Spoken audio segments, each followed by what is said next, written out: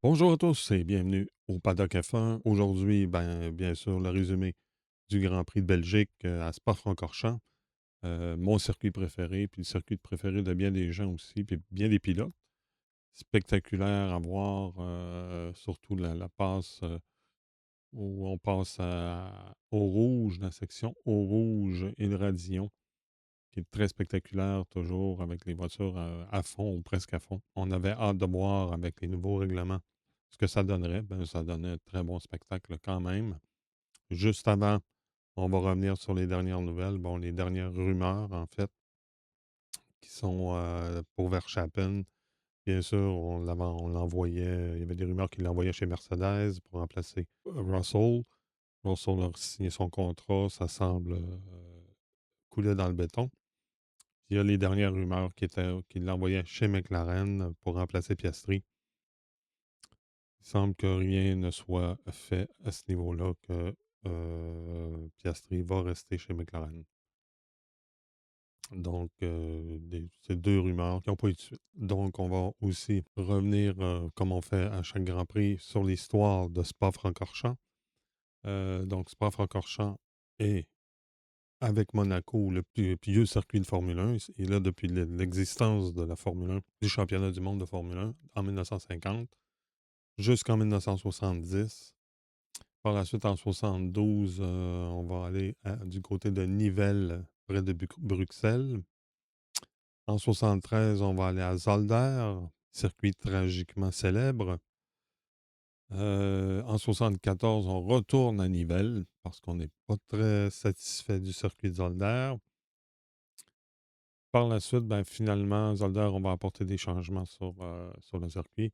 Et de 75 jusqu'en 1982, c'est là que va tenir le Grand Prix de Belgique jusqu'à la mort de Gilles Villeneuve à Zolder en 82. Par la suite, en 83 jusqu'à aujourd'hui, on va revenir sur le circuit de Spa qui va être modifié par contre.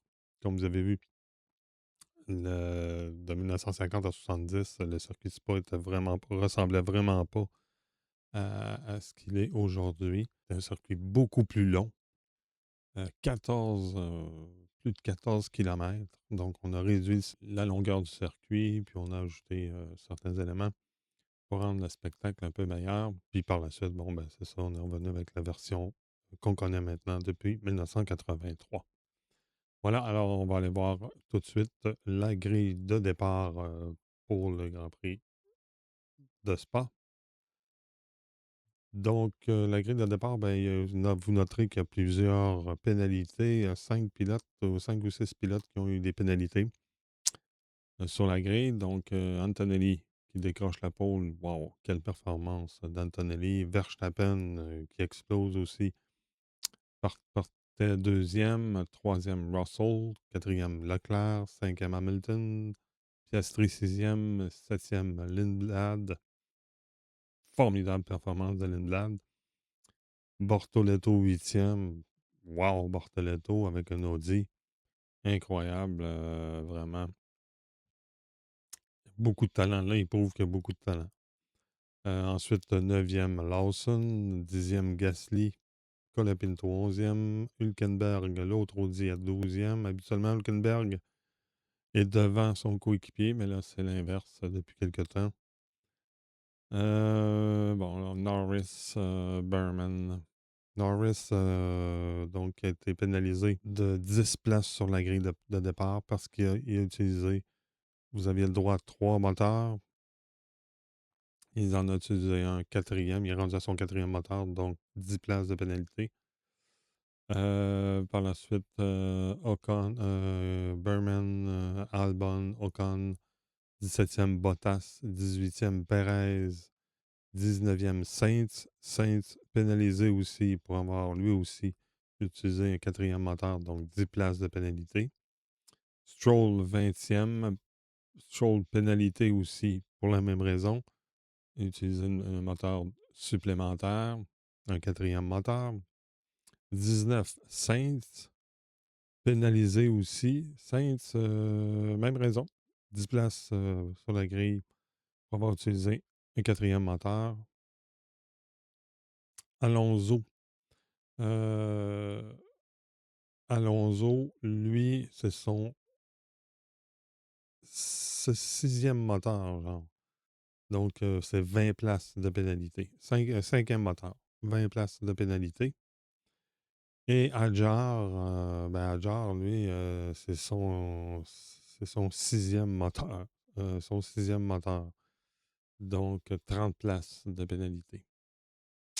Donc, c'est 10 secondes par moteur supplémentaire que tu utilises. Donc, voilà. Pour Adjar, 21e. Et Alonso, bon, comme je disais, Alonso, lui aussi, 20 places de pénalité. Donc, Adjar partait 21e à retenir. Donc, pour la course, dès le départ, Verstappen a pris la tête, a fait de très belle manœuvre, mais ça n'a pas duré. Je pense qu'il a utilisé toute son énergie, toute sa puissance dès le départ, mais il s'est fait rattraper par Antonelli et Leclerc dans le même tour.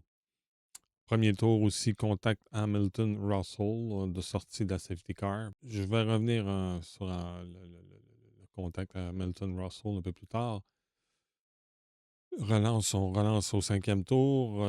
Cinquième tour, lors de la relance, il y a une belle lutte entre Hamilton et Piastri pour la quatrième place. Sixième tour, Verstappen va repasser Leclerc. Huitième, c'est contact entre Leclerc et Piastri.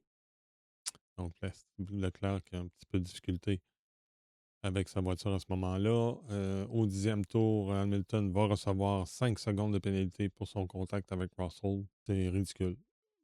Écoute, on laisse beaucoup de latitude. On en l'a fait, là. Verstappen a fait des manœuvres comme ça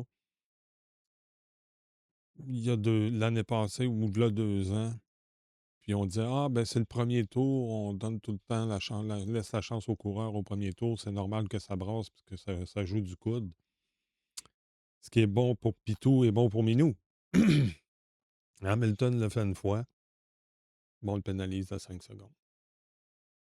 Surtout que c'était pas tant, en tout cas, selon moi, là, c'était pas extrême, là. On voyait bien que Hamilton avait essayé de laisser d'espace à Russell. Finalement, il y a eu contact. Ça arrive là, au premier tour, dans les premiers virages, mais on n'en a pas tenu compte. On a pénalisé, ce que je trouve complètement ridicule, alors qu'on ne pénalisait pas Verstappen à l'époque. Regarde, c'est deux poids, deux mesures. On n'est pas constant au niveau de la FIA, au niveau des commissaires. C'est n'importe quoi. Selon moi, on n'aurait pas dû pénaliser.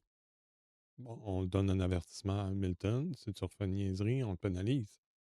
Mais là, bon, pourquoi? Parce qu'on sort un pilote qui se bat pour le championnat. Hamilton n'est pas loin non plus, là. Bref, j'en comprends pas. Je ne comprends pas. Même Russell est revenu là-dessus. Même Russell a dit que c'est un accident de course.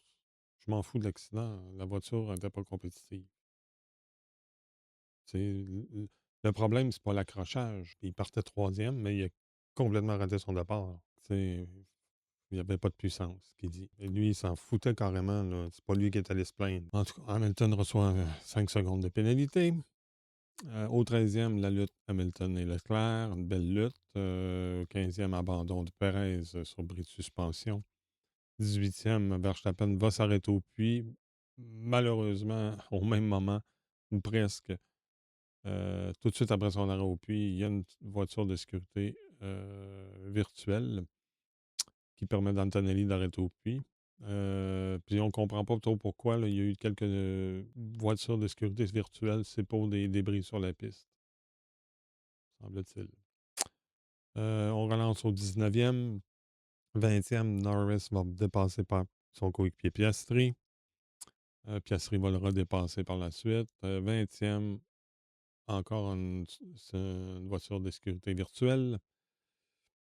Donc, 21e, Hamilton et Leclerc vont s'arrêter au puits.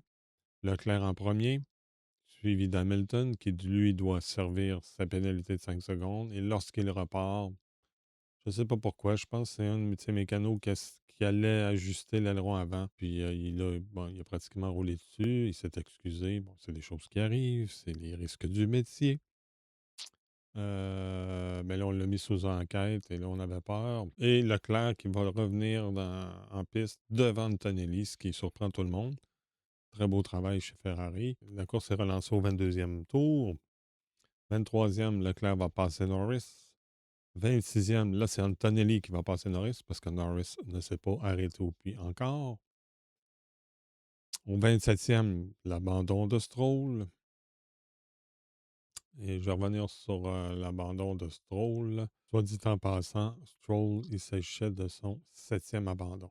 Il n'y a seulement que 3 Grands Prix qui a terminé depuis le début de la saison. Ensuite, le 29e, Verstappen va lui aussi passer Norris. Finalement, Norris au 31e va décider de s'arrêter. Il va revenir au 8e.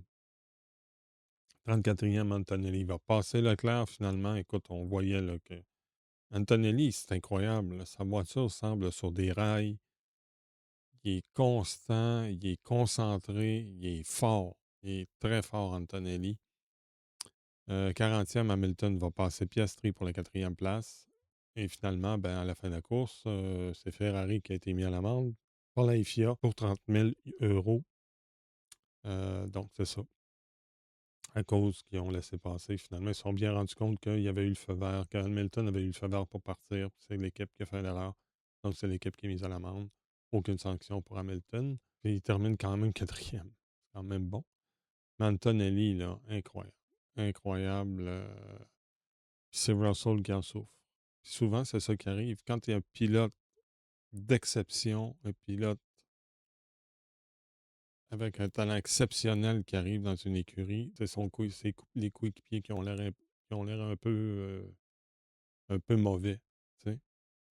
Ça a fait ça quand Hamilton est arrivé chez McLaren, chez Mercedes. Ça a fait ça quand Verstappen est arrivé. Vous vous rappelez, là, chez Red Bull, combien il y a eu de roulements de pilotes, là, Daniel Ricciardo, bon, Albon, le Russe, là, que j'oublie son nom, que Verstappen est parti avec sa blonde, là, Kvyat, Daniel Kvyat, lui aussi qui était victime des talents de Verstappen. Pierre Gasly, bon, tu sais, quand tu as un pilote d'exception, ben, le pilote numéro 2, l'autre pilote, le coéquipier, il a l'air fou. Tu sais, il a l'air de ne pas avoir de talent, pourtant, c'est pas le cas. Et c'est ce qui arrive avec Russell. Puis Russell va se mettre beaucoup de pression. Puis là, je veux pas être plate. L'ambiance n'est pas au beau fixe là, entre Toto Wolff et Russell. Là. Russell, il s'est dit après la course, j'en ai rien à foutre. C'est pas le contact qui me choque, c'est que j'avais aucune puissance. La voiture, elle n'avait aucune puissance. J'étais plus lent qu'un F2. J'étais pas capable de mettre la puissance. Et à l'inverse, après ça, Toto Wolff qui va venir dire les problèmes de puissance sont dus 50% au pilote.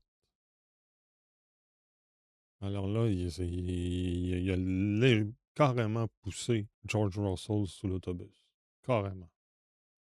J'ai hâte de voir la suite. Est-ce que Russell va être chez Mercedes encore longtemps? Ce qui va probablement alimenter les rumeurs comme quoi Verstappen s'en va chez Mercedes en remplacement de Russell, mais bon.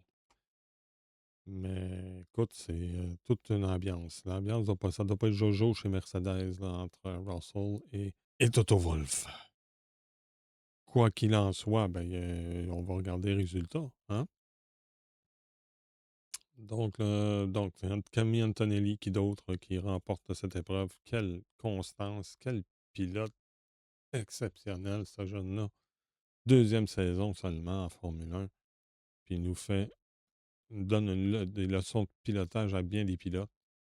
Des performances exceptionnelles. Il est à part. C'est un pilote à part. Là. Il est intelligent. Un peu fougueux, mais ça n'en prend. Comme il y a plusieurs personnes qui disent, les directeurs d'écurie aiment mieux retenir le pilote qu'être obligé de le pousser. Donc, Kimi Antonelli, chapeau, le jeune, très fort. Très fort. Moi, je suis pratiquement sûr qu'Antonelli va être sacré champion cette année. Pour moi, là, à moins d'une catastrophe, pas mal sûr.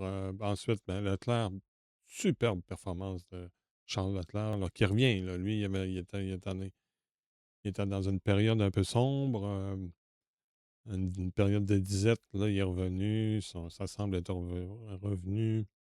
Je pense qu'il a écouté les conseils d'Hamilton aussi, qu'Hamilton qui a dit arrête de taponner après le simulateur. Là. Le simulateur, les conseils qu'il donne pour les réglages, ça va pas de la chenoute. Vas-y au feeling, vas-y comme dans le temps, au feeling, puis avec ce que tu penses. C'est ce que fait Hamilton, puis depuis ce temps-là, ça va bien. Fait que l'Atlante doit avoir suivi ses conseils.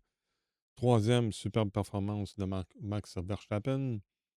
Lewis Hamilton, malgré tout ce qui s'est passé, termine quatrième, chapeau. Piastri, cinquième, bravo aussi. Isaac Hadjar partait 21e,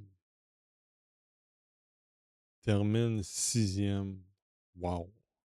Wow! On n'en parle pas beaucoup d'Adjar, mais c'est le seul qui est capable de suivre son coéquipier en course.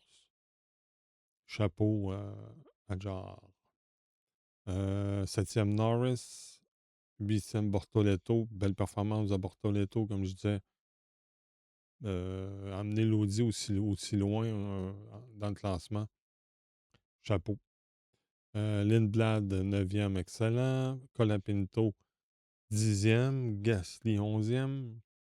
Lawson a eu des problèmes, hein, clairement, parce qu'il suivait son coéquipier. Puis là, les deux Alpines se sont mises devant lui. Hülkenberg, difficile pour Hülkenberg. Habituellement, il est devant Bortoletto. Là, il est à l'arrière. Ça semble moins évident. Puis il y a plusieurs abandons aussi. Il y a peut-être un lien. Berman, Haas, ça va pas. Haas, ça va pas. Du tout, du tout, du tout. Berman, 14e. Albon, 15e. Chez Williams aussi, complètement, on n'est plus là. On n'est plus là pantoute. 16e. C'est sûr que Williams, ils ont des problèmes. Hein. La voiture est en surpoids. C'est sûr que c'est un circuit comme Spa.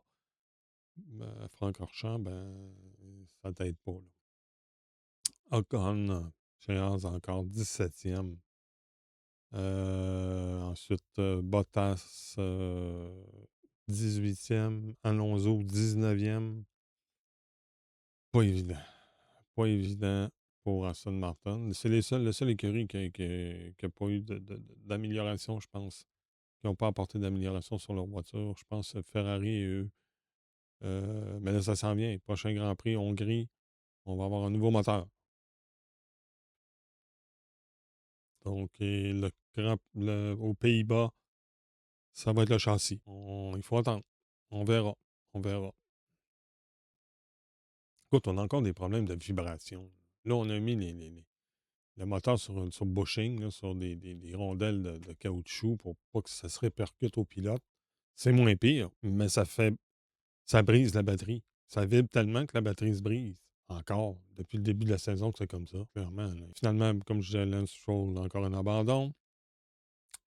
Peut-être qu'il le fait exprès aussi. Il dit, ah ben, maman, vous la pétez, votre maudite machine de marde. J'extrapole. Désolé de mon langage, mais c'est ça. Perez, bon, abandon et Russell, qui était sorti, semble-t-il, par Hamilton. Et le tour le plus rapide, c'est Lando Norris, quand même. Ça donne un championnat des pilotes maintenant. C'est Kimi Antonelli avec 204 points. Alors, on voit qu'il a une sérieuse option sur le championnat des pilotes. Hamilton, très belle performance, 159 points. Russell, ça lui fait mal, 154. Leclerc, 126. Norris, 103. Piastri, 92. Verstappen, 91. Hadjar, 60. Gasly, 42. Lawson, 39. Lindblad, 22. Colapinto, 19. Berman, 18. Ensuite, Bortoleto, 10. Sainz, 6. Albon, 5. Ocon, 3. Alonso, 1. Et les autres pilotes n'ont pas de points. Championnat des constructeurs maintenant. Donc, Mercedes avec 358, bien entendu. Ensuite, Ferrari 285. Donc, je pense que le championnat des constructeurs, on peut oublier ça, là. Ça va être Mercedes. McLaren 195. Red Bull 151. Alpine 61. Même chose pour Racing Bulls. Donc, Alpine tout en train de se faire dépasser. Haas 21 seulement. Williams 11. Audi 10. Et Aston Martin 1. Les seules écuries qui n'ont pas de points, c'est Cadillac, bien sûr, à leur première saison. Donc, voilà comment on a vu le Grand Prix euh, de Belgique, de Spa-Francorchamps. Superbe Grand Prix, très intéressant. C'est pas, ça n'a pas été incroyable, là, mais c'est intéressant. Puis c'est ça. On a eu des droits, des belles luttes, puis toujours des belles images incroyables. Là, maintenant, on a des drones et tout. C'est très, très, très intéressant à voir. Ça donne de très belles images. Prochain rendez-vous, ben, c'est Hongrie, la semaine prochaine, la fin de semaine prochaine, le Grand Prix d'Hongrie. Là, j'ai hâte de voir. Moi, c'est un circuit pour Mercedes, selon moi. J'ai hâte de voir ce qu'on va faire pour Ferrari. Ferrari, c'est le meilleur deuxième, là, finalement. Là. Il en manque pas beaucoup là, pour qu'on gagne. Donc, je pense que ça va être, moi je dis encore, ça va être Antonelli qui va gagner, puis que Hamilton, j'ai, bon, je fais des prédictions, ça sert à rien, ça se produit jamais, là. Je suis très mauvais dans mes prédictions, mais je vais prédire victoire Antonelli, Hamilton deuxième, puis Verstappen troisième pour la semaine prochaine. Donc, ben, c'est ça. Donc, inscrivez-vous à notre chaîne YouTube.